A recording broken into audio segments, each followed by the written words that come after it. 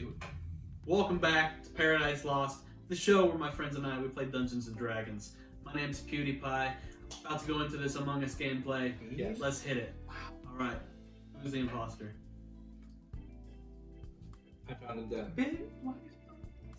Couldn't be me. He's dead. You're the imposter. What? So today we're looking at episode 27, A Date with the Devil, which is all about Andre Mm-hmm. and his date with the devil. Mm-hmm. He had a solo date.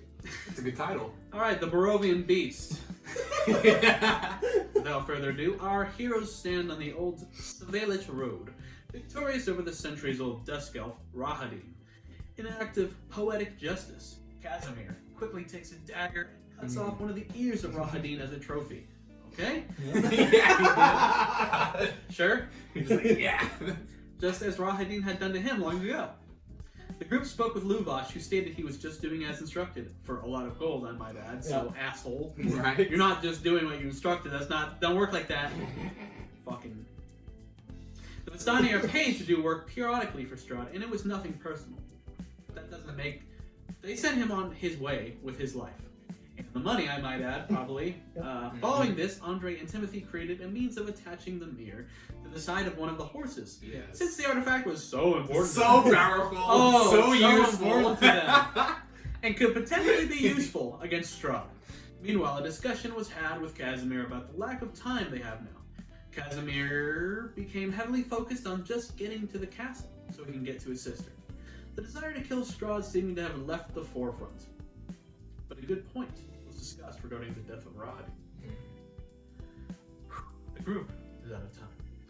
There was no telling what Strahd would send to them next, so perhaps the best thing to do is just get to the castle. Yeah, you guys were dancing around like, okay, we got rid of the escort. Do we go back to Valakai? What do we do? And that's why I put that in, because there was I think Casimir had said it of there's no time anymore. We just killed the Chamberlain. We gotta go. And everyone was kind of like, You're right. fuck, that's a Yeah. good point. It's kind of over. During this discussion, a massive storm began, with their vision becoming even more obscured as rain poured down and lightning striking them in the distance. Regardless, they pushed on toward the castle. In a matter of hours, they were nearing the castle. Andre took flight into the storm, acting as a scout for the time being. Cresting towards the castle, Andre had found a patrolling suit of armor, walking along their parapets. Hold on, I have it. Oh, wait. Oh, You can't. I can't say can't. it. I'm sorry. You can't. You gonna do it? I'm sorry. Brandon won't let me. You're welcome. So there was a suit of armor. There was a suit of armor. It was on the parapets, It was. but I flew past it to the tallest tower. Mhm. His wings. He was assaulted by hundreds of bats suddenly, but was protected A by lot of his traffic own up there. arcane shield because they can't hit for shit. Yeah. However, as he started to fly back, the bats retreated, but the armor below began to throw bolts of lightning at Andre, but unable to impact him, allowing him to get back to his friends to relay what he saw. Upon discussing what to do, Stephen reminded them of their mantra, together. Yep. So I left. I'm over it. I'm done. They will have to go into the castle at some point, and when they do, they might as well be together. With that in mind, they decide to do a final long rest before heading in. However, during this rest, Nereza receives another visit from Strahd in dream form. But he does not speak. Instead, he comes closer to her and attempts to sink his teeth into her neck. Yeah, it's super creepy. But Nereza begins to run with this collapsing, endless chamber. But Strahd reappears over and over. This nightmare goes on the entire evening, not only preventing her from resting, but harming her in the process. Strahd was clearly not happy. No. Realizing this, they rethought their plan. Yeah. The focus was on getting to the tower, allegedly where Strahd's heart is. The plan was for Timothy to make Andre invisible and he could fly in and attempt to destroy the heart, It's a perfect plan. giving the team an advantage. Flying through the storm and bats, Andre lands at the top of the tower, finds a trapdoor, and dives in. Geronimo. Geronimo. Here we go. His heart sank as he could hear a steady heartbeat within the chamber. But it looked to be a small bedchamber. A figure stood within. That's really good. Staring toward the invisible Andre, the visage of Strahd standing within. attempting to inquire of who has decided to come into the tower.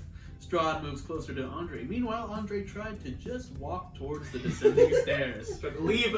However, Strahd was able to reach out to him, causing Andre to instinctually create a shield around himself, breaking his invisibility. Curious to see Andre as the lone wanderer, Strahd lunged once more, this time grasping Andre by the neck. Strahd attempted to also charm Andre, as he has done to our heroes before, but Andre resisting the attempt, of course. Of course. Andre resists Uncharmable. everything. Andre resists everything. Literally uncharmable. Unbreakable. Mm-hmm. Meanwhile, Timothy felt his concentration on invisibility end prematurely. I was like, oh no, Oh no. oh no, Oh no. we gotta go. If you didn't have that, I don't know how you guys would There's know no way. anything was He just going on. be dead. Yeah. We'd be like, it's taking an awful long while to come back. Yeah. Yeah, I got that Amber Alert as well. Child abduction. Alright. This is live. This is live. Okay, we found him. Found That them. was fast. So I'm good. Yeah, I just took care of it right now. Nice. I'll they call you more often. So basically, Andre was in trouble. Of course. Panicking and preparing to move quickly to save their friend, Timothy turned to the mirror they'd kept with them, said the ancient rites to summon the assassin, and spoke the name Strahd von Zarovich. This will save the day. But this time, instead of the assassin forming, the form of Strahd appeared in the mirror, with a hand extending towards Timothy. Suddenly, Timothy became charmed by Strahd, of course. Turns out there's one person in the entire world you can't use that mirror against. Can't use It's it. Strahd. Can't use it. And it makes sense. And David writes, things were falling apart quickly. Yeah. Oh, it was like, it's like a 2-minute span in the episode where it's like, Things went okay to. it goes from 0 to 100 like immediately. Because suddenly he jumps into the room. Fuck, it's actually Strahd in here. Not what I expected. In the one No, spot you weren't. in the entire. Right. Why would he want to walk all the way up here to go to sleep? Right, you can't fly. Yeah. The thing is that was entirely part of the prophecy. Yeah. So there was a section of it that was like I don't remember the wording of it, but it talked about where the final encounter, where it would be. And that was it. So other than that, there's like, you dove in, suddenly Strahd's there, the invisibility goes away, and then like everyone out in the courtyard is like, what do we do? Right. What do we do? There's talk of like, Lord Farquaad just turned into an eagle, let's go. Like, Insane. It The fact that it just fell apart in like 20 seconds or less. We're just like, we all just kind of looked at each other like, oh, Yeah, this it was is happening right now. and with the mirror thing too, it was like Yeah. super quick of like, you incited the ritual, you said his name, he appeared, you made the save, you did the save real quick, and then suddenly he's charmed by Strahd. The mirror we haven't been able to use successfully the entire time. What would I think it'd do anyways? No, it was used successfully once against Alexi. the actual That's bad true, guy, yes. yeah. An actual monster we had to get rid of. Of course, of course. So Strahd had me. He had Timmy, but in a different way. He had me physically. So I attempted to cast banishment on Strahd, but unfortunately it did not hold on him. Seeing Andre resistant to his charm, Strahd began biting into his neck, since he found no other use for him. Andre managed to create a shield on his neck to prevent more bites momentarily, which inspired anger in Strahd as he reminded Andre of Vampire Boy under the church. Sorry, that's clearly a typo. Of the Vampire Boy. Yeah. Okay, under the church in the village of Barovia. Right. Stating that that's what Andre is destined to become now. Mm-hmm. Silly him. Silly him. In the castle courtyard, meanwhile, Stephen had an idea to overcome Timothy's charm by casting suggestion on him. It took hold, and Stephen told Timothy that he needs to give Strahd's heart to Nereza. What a weird, For safekeeping. what a weird fucking thing to say. Well, because it was like so important. Of like, it can't be too general where you accidentally consider it done, because then the charm will just take over again. So he like sat there just kind of like, what do I say? Right. What do I say? It was actually him saying that worked out really well, Mm-hmm. because it kind of gave you flexibility in it too, Right. of like acting on your own. I can still go for the hearts without, Yeah. just being an NPC for the next hour. Yeah, it still worked. That suggestion was like super creative. That was a really good use of it. This luckily helped Timothy stay aligned with the group in their goal to kill Strahd. Timothy cast Locate Object on the heart in order to help meet his objective. In the constant back and forth to the tower, Andre continues being held, of course, able to deflect some of the bites, but Strahd continues slowly sapping Andre's life away, encouraging him to just give up. Suddenly, Andre managed to break Strahd's hold on him before diving off the stairwell down into the tower. I remember saying something like, "If you weren't just such a fucking dick," you know, and then just leaving. Yeah, you said something along that line, and then you miraculously beat the grapple check. Yep. It was awesome. Easily, honestly. All in my perfect timing. Mm-hmm. Strahd attempted to grab him, but Andre quickly put up another shield before diving down. Enraged, Strahd formed a fireball of his own and threw it toward the descending Andre, causing a massive explosion in the tower, sending him spiraling unconscious to the bottom of the tower. Yep. But at least he didn't have me.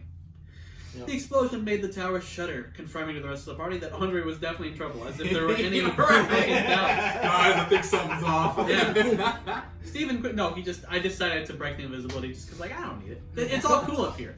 I'm playing charades with Strahd. Steven quickly convinced Casimir to help since they know Andre is in trouble. Casimir gave a final gift of casting fly on Steve and Timothy, and they're allowing everyone to fly up to the tower, with Lord Farquaad as a giant eagle carrying Aragol. Mm-hmm. Okay. Casimir disappeared into the castle as our heroes raced to save their friend. And that's all that happened. Yeah, nothing big. Yeah. Yeah, this one became so intense out of nowhere. It was great.